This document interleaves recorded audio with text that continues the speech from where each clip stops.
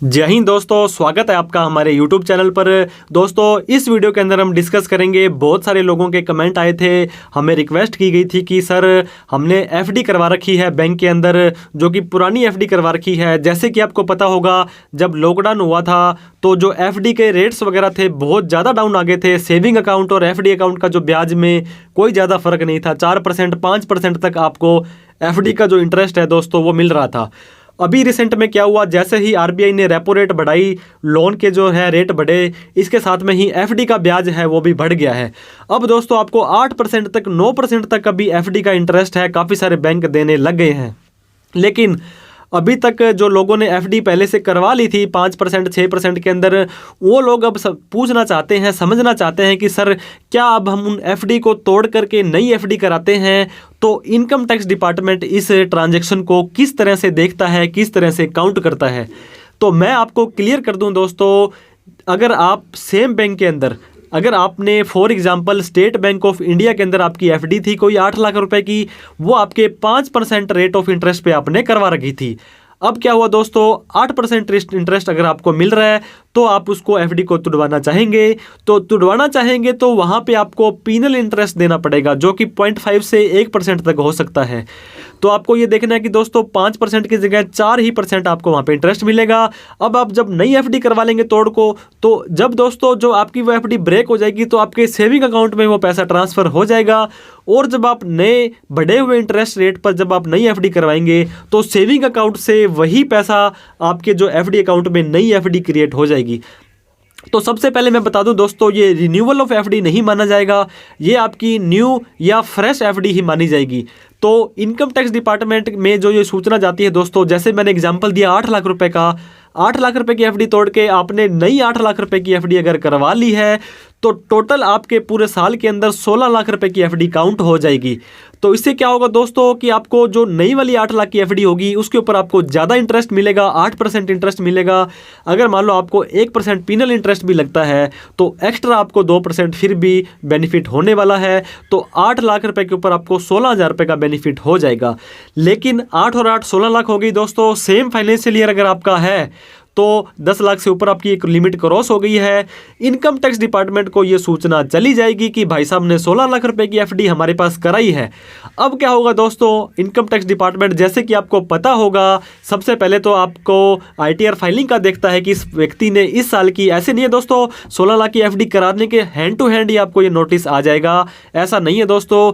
आपका जो साल खत्म होगा आपको आईटीआर भरने का मौका मिलेगा। उसके बाद में बैंकर आपको high value transactions non filing का अगर रिटर्न नहीं भरी है तो तब आपको नोटिस भेजते हैं।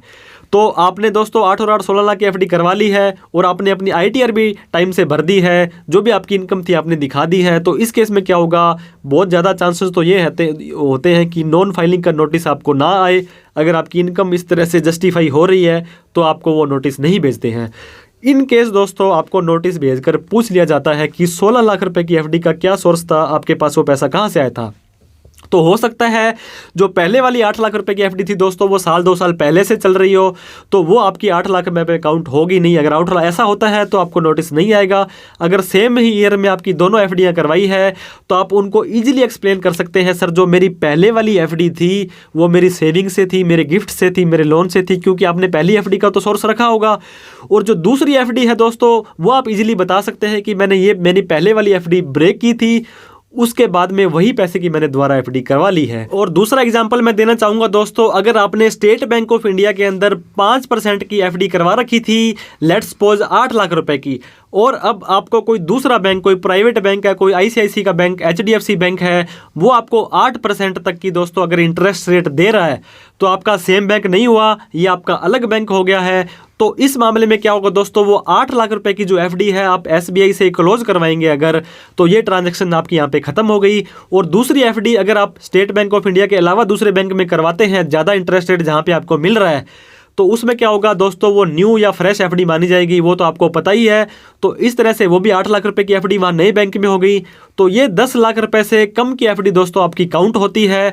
तो इस तरह से ये 10 लाख से ऊपर की जो एफडी नहीं हुई आपकी, तो ये रिपोर्ट इनकम टैक्स डिपार्टमेंट में नहीं जाएगी। अगर यही 8 लाख की जगह 15 लाख की एफडी आपकी होती पुराने बैंक में, एसबीआई बैंक के अंदर अगर एग्जांपल देते हैं, और उसको तोड़ करके एचडीएफसी के अंदर अगर आप 15 लाख रुपए की एफडी करवाते हैं दोस्तों, तो क्या होगा, 10 लाख से ऊपर की एफडी हो गई है, तो एचडीएफसी बैंक है इनकम टैक्स डिपार्टमेंट को सूचना दे देगा कि इस व्यक्ति ने हमारे पास में 15 लाख की एफडी कराई है।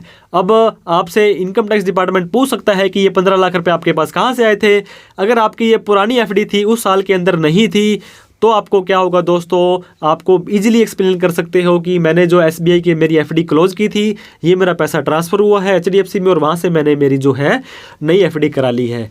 तो इस तरह से आपको अलग अलग बैंक का और एक बैंक का, इन दोनों का जो डाउट्स हैं उनको क्लियर करना है, और जो लिमिट है 10 लाख रुपए की उसको ध्यान में रखना है, और आपको नोटिस का पता लग जाएगा कि आपको आएगा या नहीं आएगा।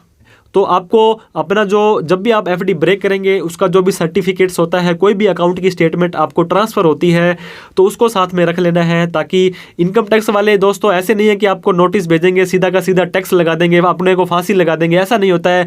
वो सिर्फ और सिर्फ आपसे पूछ सकते हैं कि आपका सोर्स कहाँ से आया था। अगर हम ईजिली उनको जस्टिफाई कर सकते हैं कि ये पैसा मेरे पास यहाँ से आया था, ये मेरी फ़ंड है, मैंने वापस से रिन्यू करवाई है, मैंने तोड़ के एफडी करवाई है, तो कोई भी इशू की बात नहीं है, कोई आपत्ति आपको नहीं आने वाली है।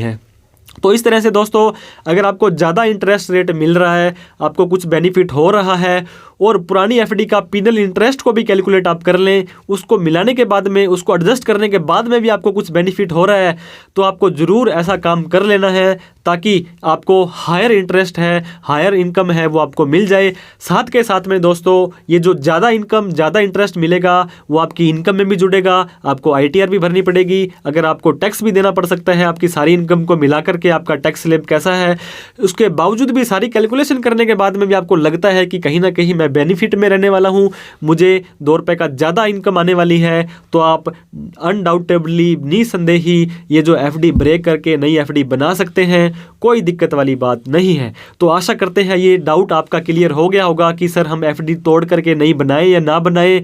और ये वीडियो अच्छी लगी हो तो लाइक ज़रूर करें, और चैनल को सब्सक्राइब नहीं किया तो सब्सक्राइब कर दें। हम फाइनेंस से रिलेटेड, इनकम टैक्स से रिलेटेड बहुत ही आसान भाषा के अंदर ऐसी वीडियोज़ बनाते रहते हैं।